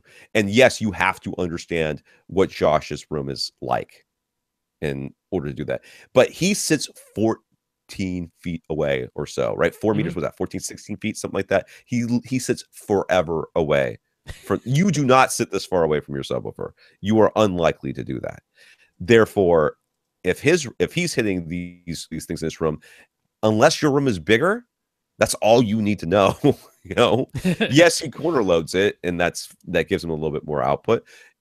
But maybe he's got this big suck out down this hallway and everything else. But the semi-anechoic measurements are useful to me because it gives me this sort of baseline of, all right, I know if you can hit these decibels at these frequencies, that in my room you're going to be able to do similar things. I think they both have their uses. I mean, I don't know if Nick is giving enough credit to the prediction of the calculations, because the CEA 2010 measurements that Josh is doing are referenced to 2 meters away. And he's made mention that he's about 4 meters away from his sub when it's in a room. So we would expect it to be about 5 decibels quieter, because outside it would be 6 decibels quieter because you exactly doubled the distance. But in a room, we're expecting it to be 4 or 5 decibels quieter because you doubled the distance versus the other measurement. Then by putting the subwoofer in the corner, we would expect it to be 9 decibels louder. Well, if you subtract 5 and add 9, guess how much that is? That's 4 decibels, which is exactly what the measurements are showing. Right. So if anything, it's confirming the calculation of what we would expect. Now, why is it only really showing up between 40 and 20 hertz? Why above 40 hertz are we not seeing the same 4 decibel gain? Well, a lot of that is because the maximum output at those frequencies is being limited, and Josh makes mention of this in his reviews, is being limited by the amplifier power. There's no more amplifier power to go any louder, so it's topping out at this level, and that's as loud as it gets. Then below 20 hertz, why are the in-room measurements more than 4 decibels greater than the semi-anechoic measurements? Well, even in a very large space, we've now reached the point where what's reaching the microphone isn't just the direct sound wave. It is always the direct sound wave plus a reflected sound wave, because those frequencies are so long, the wavelengths are so long, that there's no way to escape the microphone receiving one sine wave pulse of 16 hertz, let's say. You only do one single pulse, but the microphone is picking it up at least twice. Right. Every time it plays, because it went past the microphone one direction, bounced off a wall, and came back and hit the microphone again, all within a single cycle of something that low. So that's room gain. That's the definition of room gain. And that's why below 20 hertz, even in a really large room, it's just getting louder and louder compared to the semi-anechoic measurements where there's no room gain at all. So I think the calculations are actually pretty reliable. It's bearing out in actual measurements exactly what we would expect to see given this setup, given his distance from the microphone, given where he's placing the subwoofer in the room. That's exactly what we'd expect, is about 4 decibels louder than the semi-anechoic measurements. So I think you can still take the CEA 2010, because more reviewers than just Josh are using CEA 2010. That's a very nicely standardized. We talked about that with Brent Butterworth in our interview, how CEA 2010 is really nicely standardized, well documented. This is how you do the measurement. So since you can have more reviewers giving you those, and the calculations actually do seem to bear out quite nicely, I'd favor that, just because you can have more than one source doing it. Bill, this is Bill the Stumper. I don't remember what he stumped us with. Was it some sort of Roku thing? Was it the Roku a thing? Netflix thing? I don't remember. Bill has been experimenting with cord cutting, starting with Hulu Live. Overall, it's been a good experience, except for some difficulty getting live local stations, even though the Hulu website says they should have them. Only having 2.0 audio is also frustrating, but that seems standard on all these services. I don't think that's true. Netflix isn't like that. Since they only really care about the local channels for sports, he'd be fine putting up an antenna temporarily during a game time, but his JVC projector, and just about every projector on the planet, doesn't have a built-in tuner, so he'll need an external one. What do we recommend for a cheap tuner they can hook up to a basic antenna and his den receiver to feed the JVC? Boy, I struggled. I don't know if you remember, Bill, but I struggled with this for a long time. And it wasn't until that HogPog thing that they have for the Xbox. The Xbox One, I guess that's what it is, Xbox One, right? That I got myself an antenna and started using it. Now, that being said, I use it like twice a year because I don't watch that much sports, so I'll use it. I use it during the Olympics. I used it during Super Bowl. Yep. Sometimes if I'm home. So, but you do need a tuner. So, and that HogPog thing doesn't even sell anymore, does it? I think it's still. I think they technically still sell it because you can still watch live over-the-air television on your Xbox One. So you can still do it. It's just that they were planning to make it into a DVR as well, and that is never happening anymore. So you can watch live, but you can't record anything. If you have an Xbox One, you can still buy this thing. I think it's like $60 or something like that. $60 for that thing, and he doesn't have any game systems here. He said so. That's not really it. So you have to buy well, I mean, first of all, you could get an Xbox One. Let's just start with that. That is a solution that will both solve your problem and create whole new ones for you. So you could get that, and then you'd have a gaming system that you could play games on if you were that sort of person. So there is this option out there. I don't know if it's necessarily a good option, but it is an option. But honestly, it's really not that much more expensive than some of the other options that we're going to give you. The one that I believe is probably the best option I would have gone with if I was not such a cheapskate would be the Romeo, what's it called? The TiVo Romeo OTA. That's the one that I would go with. That's 4 tuners. It's a full DVR. It's a TiVo, but it does not have a monthly cost. You buy it once, but it's $400. But you buy it once. That's the only price you pay. You don't have to pay for the TiVo subscription, and you can record 4 things at the same time. The only other one I ever looked at was the Channel Master one. That was the only other one I ever looked at. Channel Master DVR Plus, which is a $250 device. Doesn't even come, or it comes with like a small like hard drive, but you can add on more hard drives or whatever. And that's right. I just kind of never I felt like that was too much for what I was getting. Plus, if you read the reviews, a lot of people complain about the guide and everything else, and I just didn't want to deal with that. So $60 or whatever, I think I got it on sale for like $40 for this HogPog thing to go with my Xbox was the right price for me. That I was willing to spend, but I wasn't willing to spend $250 on this Channel Master and just be irritated with the terrible, because believe me, the Xbox is a terrible interface too. It's like almost unusable, but you can kind of find stuff if you really try. If it were me, I would buy the TiVo. And I had the money. What I like to recommend to most people is to actually get a Silicon Dust HD Home Run. Okay. Now, what that does is, so it connects to your over-the-air antenna. That's fine. It's a tuner. It's 2 tuners, a dual tuner. And then it does not connect to your display. It connects to your router. So it connects to your Ethernet network or to your Wi-Fi network. That's where the tuners send their signal. Then you connect to your Wi-Fi network with pretty much any device, most of the streaming devices, and you get the HD Home Run app on that device. And now any of those devices can watch live over the air television from your 2 network tuners. And they also offer a DVR thing, or if you have a Plex server or a Kodi server, you can use their DVR and just record off of those tuners.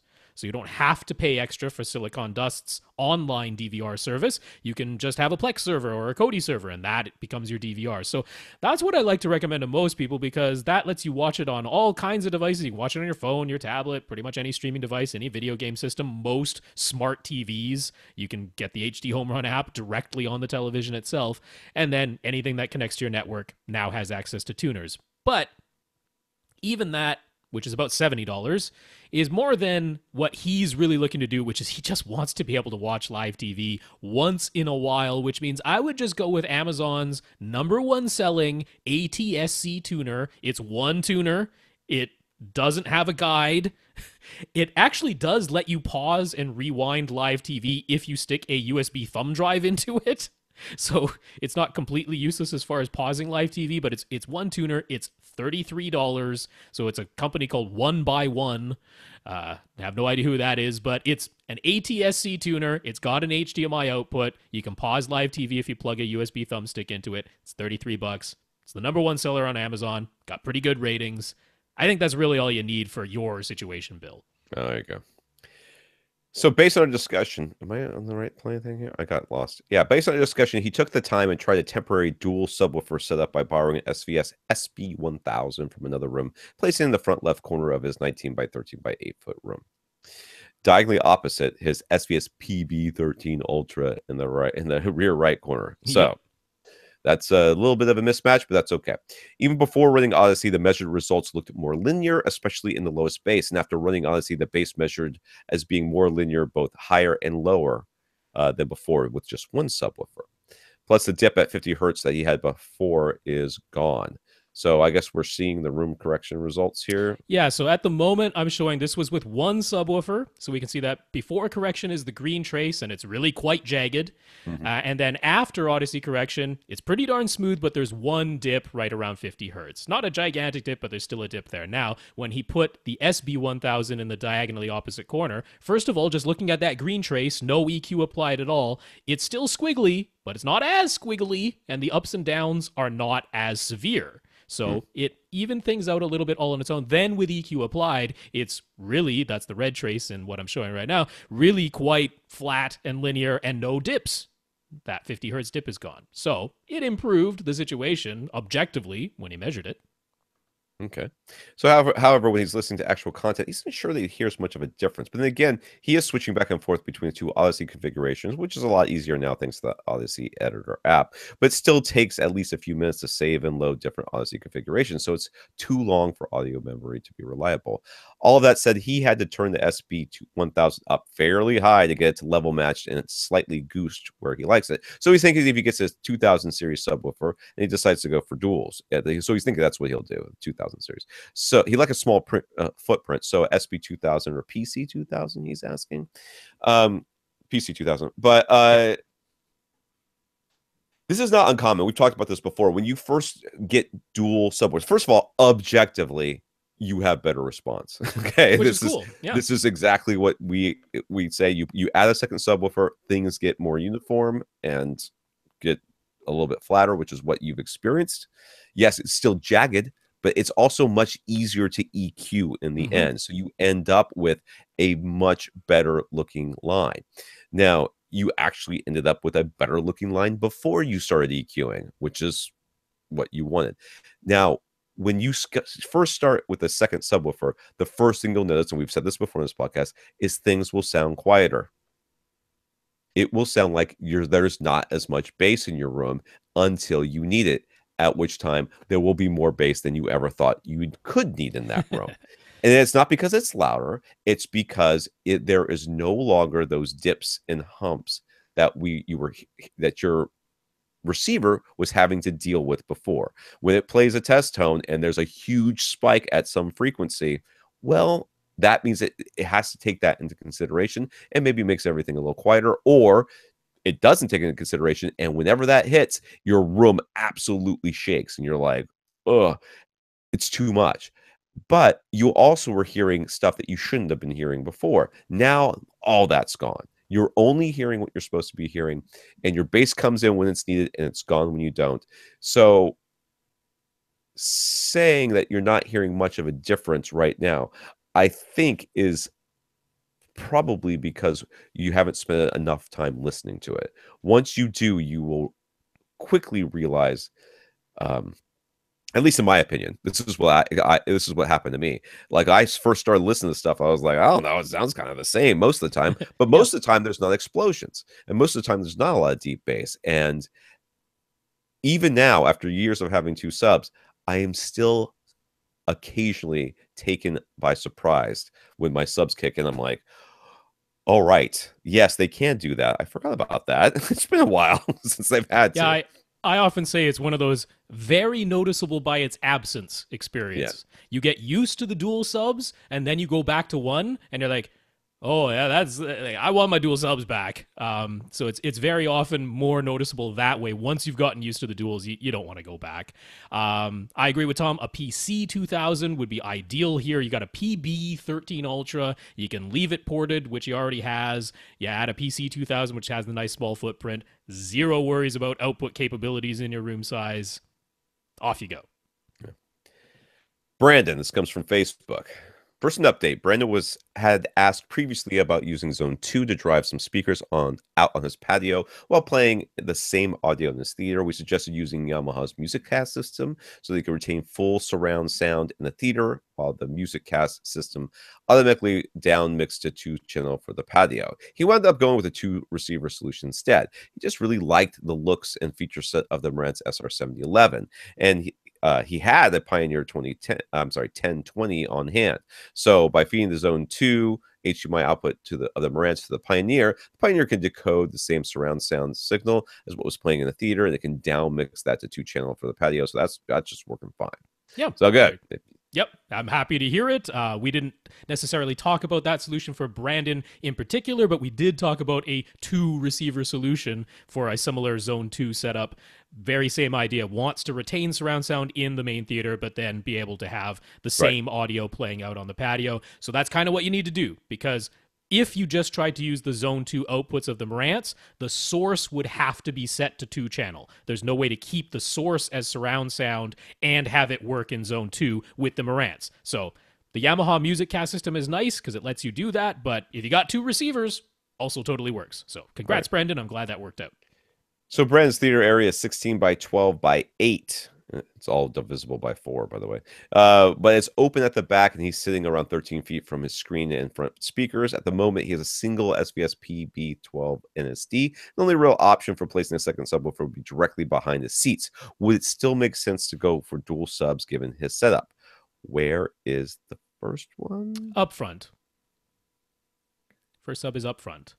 So this is almost like putting the second sub in the middle of the room, kind of, because he's got open behind him, and then the second sub can really only live like directly behind his seats, which I understand for convenience reasons. I do understand too. So it's not a really possible to answer question because we don't know.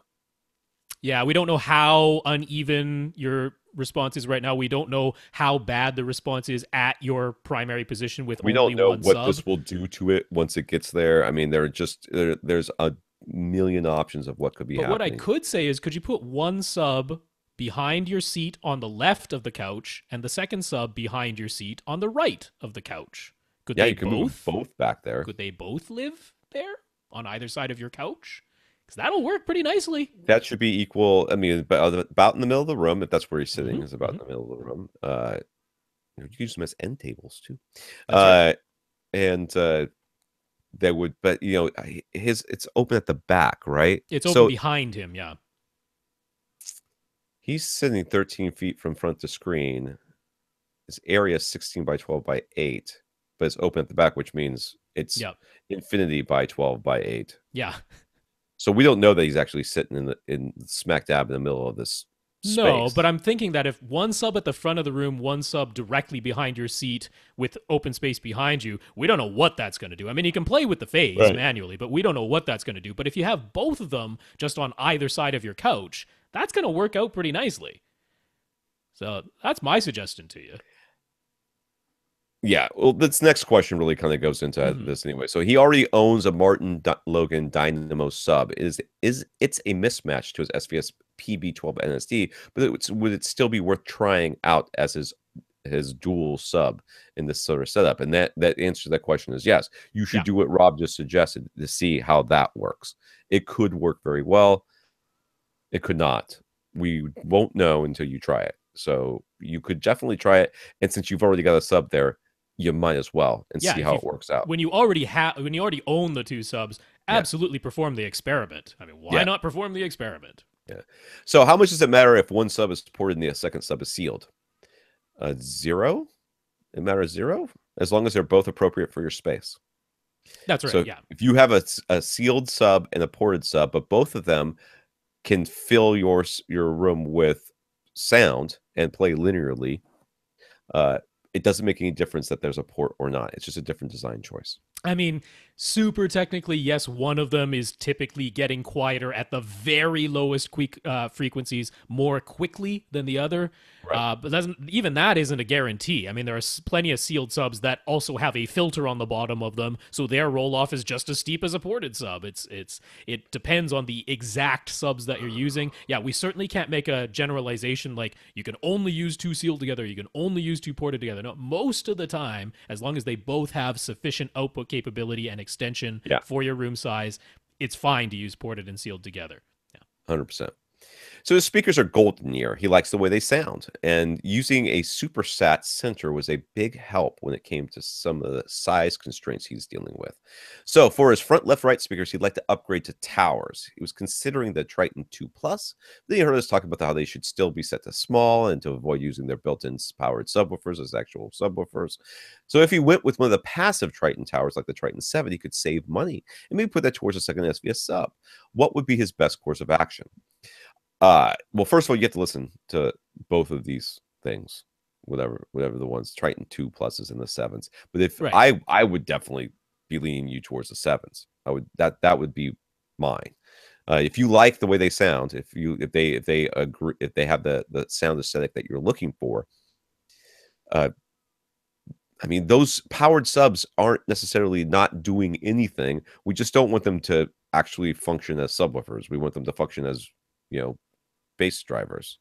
So I mean, what we primarily want to avoid, it does feel like a waste. Yeah. What we primarily want to avoid is, I bought Triton 2s. They have powered subwoofers built into their cabinets, so I don't have any other external subs, meaning I have two subwoofers, both of them at the front of my room, and that's all I got. That is less than ideal placement. Now, if you had a pair of Triton 2s up at the front of your room where your front, left, right speakers would go, and then mirrored at the back of your room, you have another pair of subs, that's really okay. You got 4 subs set up optimally now that you have 2 at the back and 2 at the front.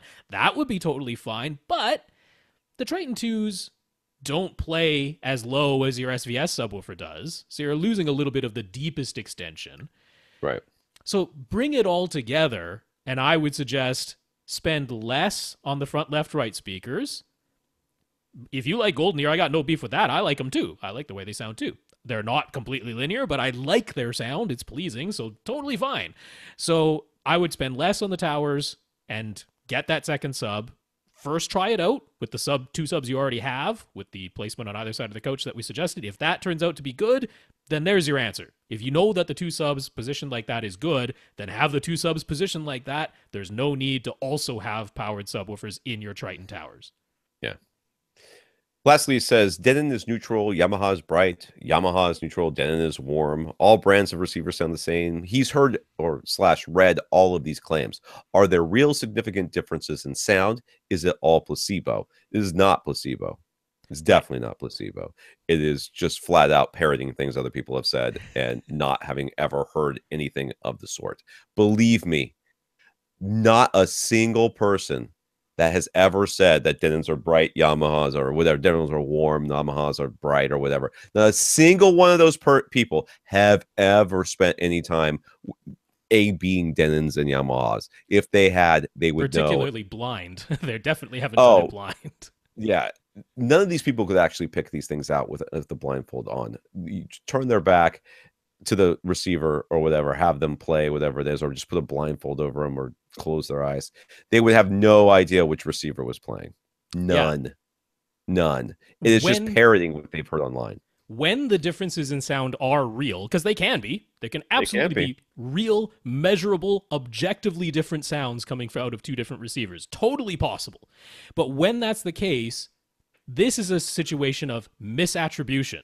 That's what it really is saying. Yeah. The reason this sounded different is because it's a Denon. The reason this sounded different is because it's a Yamaha. No. There were so many more variables than just the brand. Now, Chris Heinonen has actually been doing a comparison, blind comparison. He's like, so first of all, I measured a bunch of different brands of receivers, and all of them from their pre-outs measure ruler flat, and all of their amplifiers, as long as I don't drive them into heavy distortion, measure ruler flat, so objectively, they should all sound the same.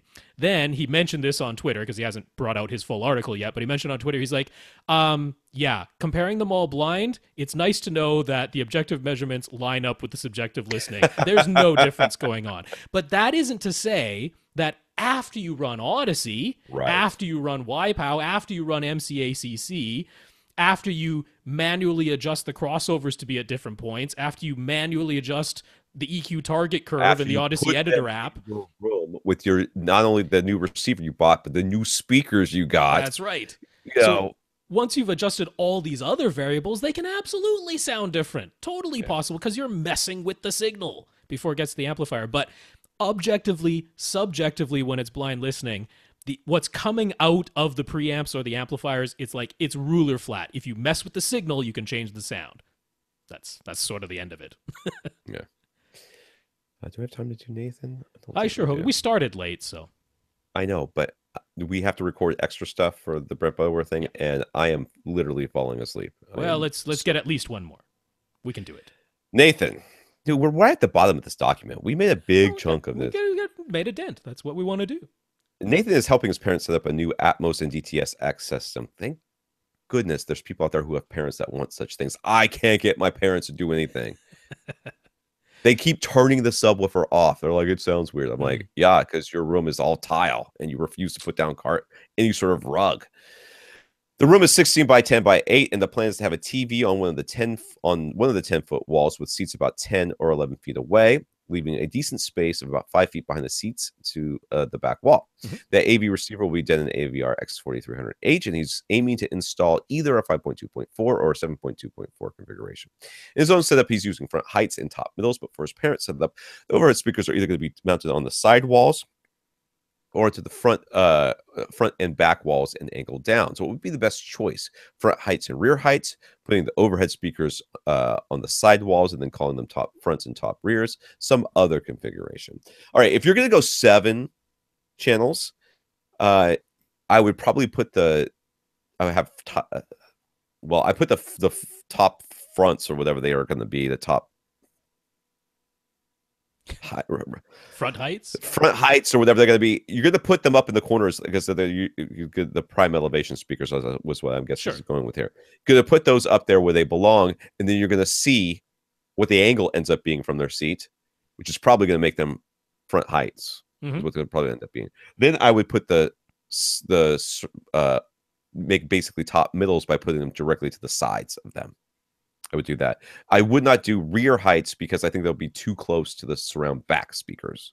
And I don't know that you'll get enough stereo separation or enough separation out of them. That is my plan for my home theater, so I can't really see why I would suggest anything different for you. Yeah, I can't largely disagree with that at all.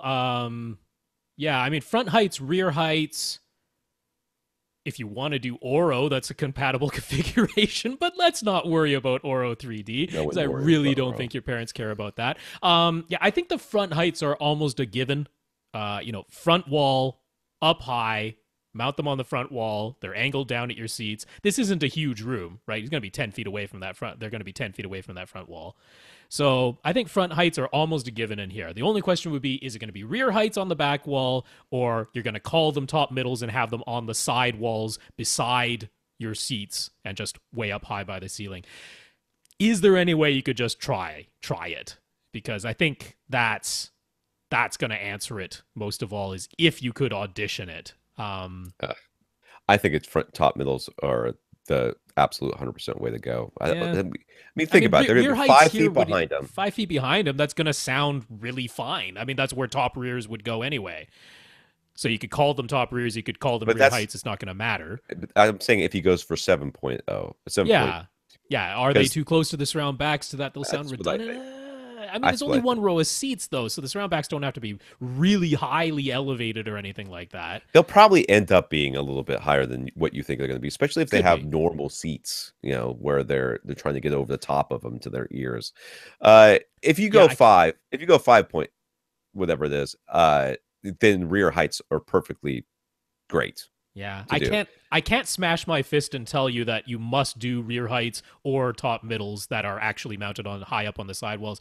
I can't strongly suggest one or the other. If you can audition them, that's the best advice I have. Is try them both and see what sounds better. He asks, is it true that DTS X prefers front heights and rear heights rather than top fronts and top rears, or the top middle positions? I have not heard that. But I've seen this mentioned. I've not heard that. Is that true, Rob? I mean, I can't tell. I mean, DTS-X does the same thing that Atmos does, which is they essentially have two layers. They have the floor layer and they have the overhead layer, and all the sounds that are mixed in the floor layer stay in the floor layer, and all the sounds that are mixed in the overhead layer stay in the overhead layer, and there's essentially only left, right, front, back. So if you have front heights and top middles, whatever was supposed to be farther back in the room than front heights gets played by the top middles. That's how it works for both systems.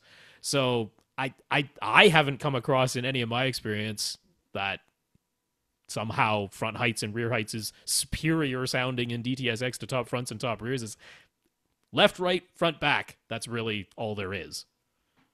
So if you were to stop at 5.2.4 rather than the full 7.2.4, would the surround back channels ever be steered into the rear heights speakers? Could you basically get away with no surround back speakers if he opts to install rear heights? I don't think they get steered into the heights. I think they get steered into the surrounds. That's correct. Right? They just get melded back into the surrounds. So you could still get away with. I mean, you don't need to have surround backs. You need to have surrounds. You need to have, fronts, but I don't think you have to have surround backs. You could. Yeah, absolutely. You certainly have the space for them. You definitely have the space for them, and you can justify doing it, but you don't need them. No, it's what I just mentioned. Whatever's in the floor layer stays in the floor layer. Whatever's in the overhead layer stays in the overhead layer. So surround backs never get played. Those sounds never get played out of rear heights or top rears. They will only get played out of the surrounds if you do not have surround back speakers. So, yeah. We're going to do one more because this question's super fast. Yeah. Jeb's helping a friend put together a 5.2 system in his theater. This room is 13 by 17 with a screen on the long wall, and the seat's about 11 feet from the wall. For aesthetic and budget reasons, Jeb is recommending Focal birds. They're this big. They are this big. Just look at this. Big speaker. Focal birds for the mains and center, little birds for the surrounds, and a pair of SVS SB1000s on the sidewalls with a dead-end AVR X1300W receiver. Is he steering his friend wrong with his advice? Nope. You're steering him right. Sounds very good to me. I mean, that's really nice. I'd be happy with that setup. I do good. If that was my first setup, I don't even know if this is this guy's first setup, but if it was my first setup, I don't think I would have bought other speakers for a lot longer than I didn't buy speakers. The only possible question is, does he have more than 6 HDMI sources? Because the 1300W has 6 HDMI inputs. If you need 8, that would be the only reason to go up anything that you've suggested. But otherwise, sounds perfect. Yeah, sounds good to me.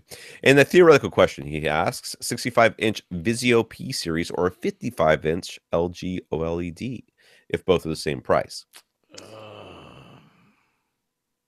That's a tough question. Because size does matter. Close am I sitting to it? Yeah. That's the real question. Because 55 inches, I hate to say it, I want to be about no further than like 5 feet away. Mm-hmm. You know what I mean? 5 feet would be like me going, oh, I wish this was a little bit bigger. I mean, you could put So it on a articulating mount that can like be pulled out from the wall to bring it closer to you. That you could do that with the smaller screen size. Yeah, that's a tough question because I mean, there's no question that in pure picture quality, yeah, the OLED is clearly the better looking television, but so much smaller in this case. yeah, that it would really depend on that. It's I would tough. prefer the OLED performance wise. Right. Clearly, I mean, only an idiot wouldn't say otherwise. But if I were if I were sitting 10 feet away from it, I'd have to go with the 65-inch. Yeah. I just have to. It would be a no. I mean, I wouldn't even think twice about it. I'd be like, nope, too small. Let's go. You know what I mean? I wouldn't even think about it, even though they're the same price or whatever. I mean, I'd ask my wife, can we move the couch closer? Nope, we can't. All right, good. Get the big one. Bring the big one. Let's go. We're out. You know what else is around this price? The 75-inch M series. That's the one I'm going with. Yeah. Because then there's really no doubt in your mind. It's like 55 versus 75. All right. I probably Now go with the 75 no matter what. To be honest Yeah. with you, I mean, I unless I'm like, it's literally in my bedroom, like right next to my bed. I'm like, yeah, nice. Then I don't need the 75. I will say I watched Mindhunter, the Netflix series Mindhunter, which was very good. It's a little slow, but very engaging. But they'd show the name of the city, like it would fill up the whole screen, right? 90 inches sitting like 6 feet away or whatever I am, 8 feet away from this thing, the screen behind me. I'm like, can't read it fast enough. It's not even tennis match. It's just I just like St. Paul. What? Which I did miss the state. I have no idea what state you're in. I'm sorry. But that was pretty funny. All right. So who did we miss? So we still have Matt, David, Dave, and Francis from Facebook. All right. Don't call me Francis. What's my name? Oh, I'm going to spell it out for you. Okay. We've got your questions, guys. We will answer you next week. We do want to thank our listeners of the week. We want to thank Nathan and Henry for going to www.avrant.com and leaving us a donation there, the Buy Us a Cup of Coffee link through our PayPal account. So thank you, Nathan. Thank you, Henry. Yeah, Nathan, Henry, thank you for those donations. I also want to thank our 30 patrons. I believe we have 31 now. I saw an email come in, but we'll have to talk about that next week. Our 30 patrons, and not especially, but including Fred. Thank you, patrons, for all your patronage. Yes, head on over to patreon.com/AVRant Podcast if you would like to sign up for a monthly subscription to support the podcast, like Fred did. So thank you to all our patrons. And Fred, we want to thank you again for talking us up to SVS for your prime elevation speaker. So thank you, Fred. Yeah, thanks again, Fred, and congrats on that purchase. I'm sure you'll enjoy them.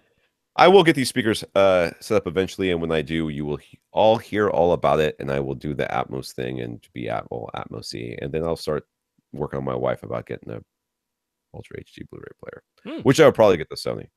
But I am almost certainly going to start watching Netflix through the PS3 because I'm just so aggravated with the Xbox. I'm so aggravated with it that I just can't stand it anymore. So that'll be an hour of me trying to update that thing because PS3 takes forever to update. All right. For AV Rant, I'm Tom Andry. And I'm Rob H. Now go out and listen to something. That was a nice popping sound. Gave us a little kiss. Rob gave us a little kiss.